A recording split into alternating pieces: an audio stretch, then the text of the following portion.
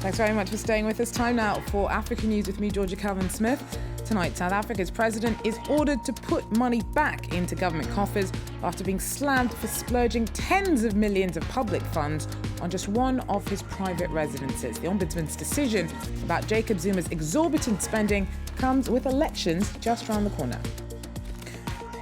Also, almost a year on since the Seleka rebel insurgency that triggered Central African Republic's current crisis, a trio of faith leaders head to the States to plead with the UN Security Council to do more and quickly. Our correspondents met with the group in Washington.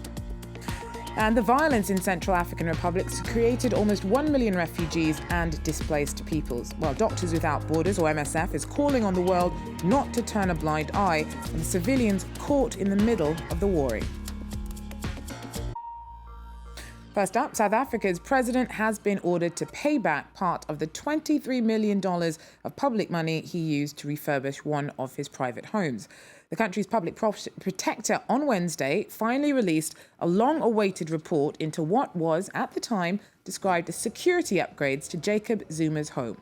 However, the pricey renovations at the so-called Zumaville were more sumptuous than secure. He's been slammed for violating the code of ethics by his office by splurging on opulence on a grand scale. Julia Seeger has more. This is the house that Zuma built, costing the South African state over $20 million. The president's sprawling homestead in the village of Nkandla in KwaZulu-Natal has been upgraded at taxpayers' expense with a security fence, a helipad, and houses for his 4 wives and countless relatives. It's in stark contrast to the neighbors who live in huts overlooking his residence. It's disappointing, but we remain hopeful that our turn will come. We are hopeful. Maybe one day they will build us houses as well. He can see that we're suffering. This scandal could cost President Zuma millions of votes in the country's upcoming election. It's shed light on South Africa's stark inequality, but it's also given opposition parties ample ammunition.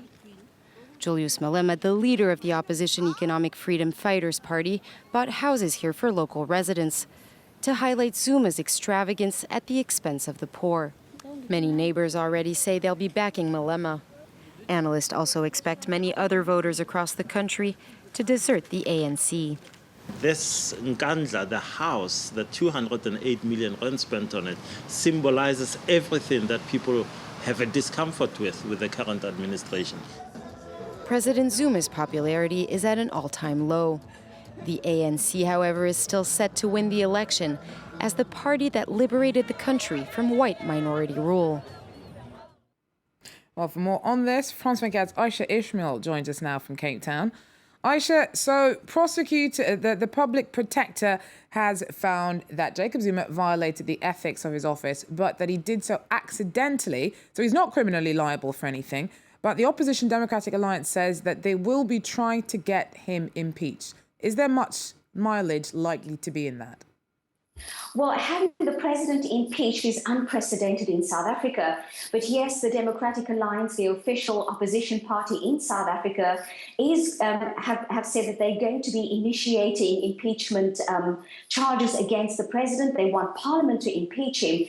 But they're also saying that cabinet ministers who have been implicated in this 245 million rand upgrade to the president's private home, they're saying that punitive action must also be taken against these cabinet ministers. Now, it must be noted that President Jacob Zuma has 3 private residences in South Africa, all paid by the South African taxpayer.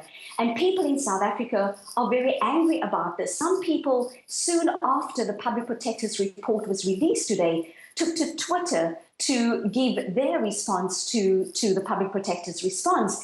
People were saying, impeach Zuma immediately, saying enough is enough. They're also saying that President Jacob Zuma is an insult to the people of South Africa, to the millions of poor people and unemployed people in South Africa. They're saying it's a disgrace that he had to pay 200 million rand to upgrade his private residence. Now, Aisha, with elections around the corner, this comes at a particularly bad time for Zuma and the ANC, because he wasn't the only one singled out for criticism by the public protector, was he? No, he wasn't. There were other cabinet ministers also singled out, including the Minister of Public Works, who had to sign off on a lot of on the bulk of the expenditure used under the guise of security, upgrade security for President Jacob Zuma. In the Public Protector's report, she also pointed out that President Jacob Zuma improperly benefited from the so-called security upgrades. And she also said that Zuma's immediate family improperly benefited from this. She also calls the expenses excessive. And so, as I said earlier, thousands of people in South Africa are very upset about this. And they're saying there are so many poor people, unemployed people, jobless people in South Africa who probably feel insulted by the fact that so much money had to be spent on the upgrades on Jacob Zuma's private residence. Aisha Ishmael there for us. Thanks very much joining us from Cape Town. Well, meanwhile, in Zimbabwe, the government's responded to public outrage over fat cat salaries by slashing the pay and perks of managers of state-owned firms. President Mugabe had faced mounting pressure over revelations that many executives were being paid over 350,000 euros a month in a country where the average wage is around 260 euros a month. Well, on Wednesday, Finance Minister Patrick Chinamasa said public bosses will now earn up to a maximum around 51,000 euros a month, including benefits. However, Zimbabwe is seen as one of the most corrupt countries in the world, and there fears that the huge pay cut could see top managers topping up their take-home with graft.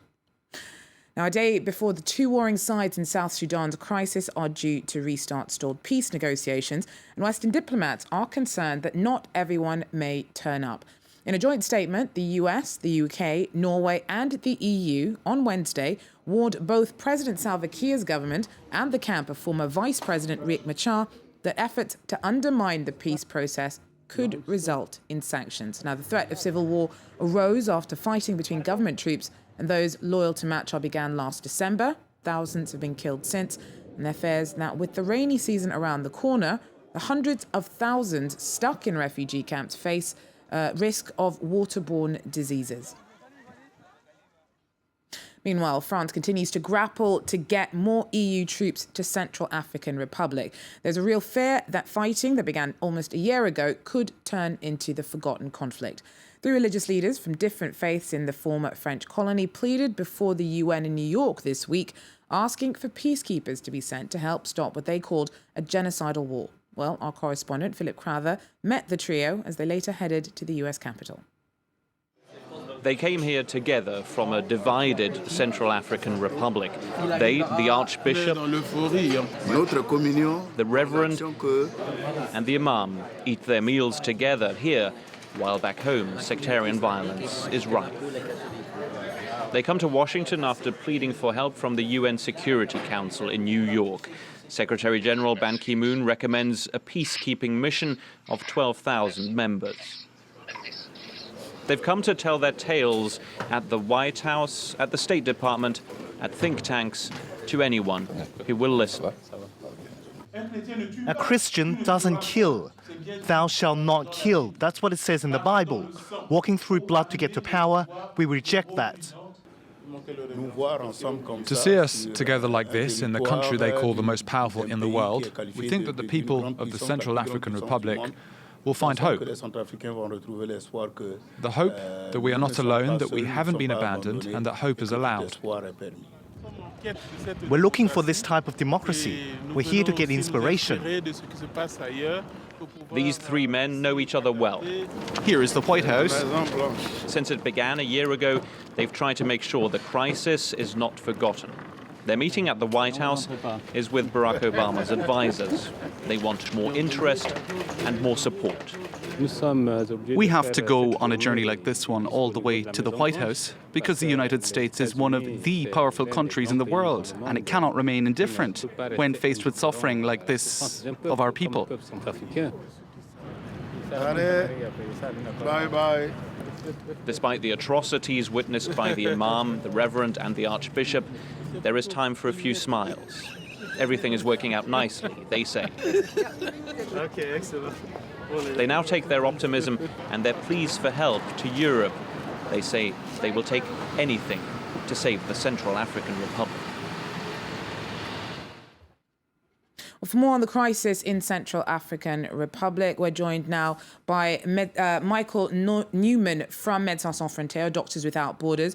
Michael, thanks very much for coming in. Now, Médecins Sans Frontières is one of the NGOs acting on the ground, and many of you feel very much abandoned by a lack of political will to actually tackle the crisis that you're dealing with day to day. Right, it's been the case for Central African Republic for the past few years now. We've alerted on the fate of that abundant country in disarray in 2011 with very little results, unfortunately. We have now massive operations, but beside massive operations and scaling up by NGOs, including MSF, of course, we see little political will of the humanitarian community, of the world community.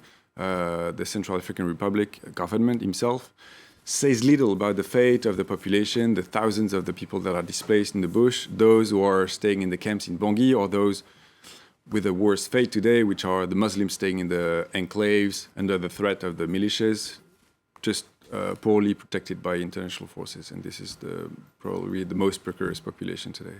So whilst we're talking about all the efforts going on the international and political stage to try and get more boots on the ground, what you're saying is that from what you've seen, there's been no trickle-down effect on the challenges that you deal with day to day.